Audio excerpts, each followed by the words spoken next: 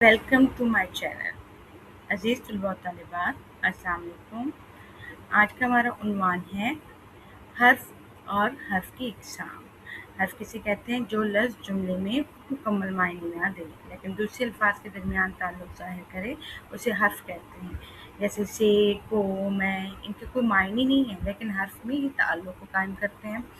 हमने मैच जीता, घर को साफ रखो, किताब मेज़ पर है, अली और अहमद दोस्त हैं। इनमें और, पर, ने, को, ये जो लफ्ज़ हैं ये हर्फ कहलाते हैं। इनकी कुछ इकसाम है जैसे हर्फ इस्तेहजाम, हर्फ निदा, हर्फ इस्तेफाम, हर्फ तासुब। हर्फ इस्तेहजाब होता है जो हैरत को, ताज्जुब यानी कि हैरानगी को, खुशी को ज़ाहिर करे, उसे हर्फ इस्तेहजाब कहते हैं।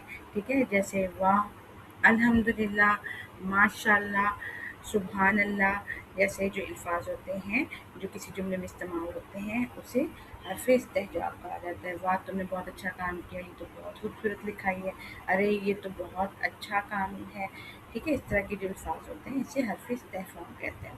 हर्फ इस्तेफाम वो जुमले जिनमें कुछ सवाल पूछा जाए, जैसे कि आपका क्या नाम है, क्या आपने छुट्टियों का काम मुकम्मल कर लिया, क्या तुमने सबक याद किया, तुम दिल से क्यों आए। जिसमें क्या, क्यों, कोई भी सवालिया लफ्ज़ इस्तेमाल हो जाए उसे हर्फ इस्तेफाम कहा जाता है। ठीक है, और इसके बाद है हर्फ तासुफ।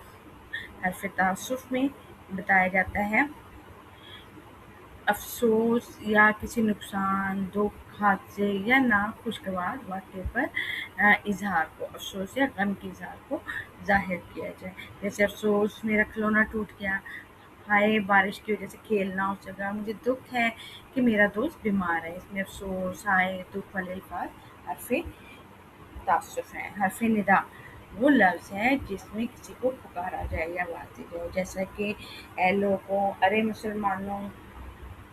इस तरह के जो अल्फाज हैं ये हर्फ निदा कहलाते हैं। उम्मीद है आपको समझ आ गई होगी। Thank you so much.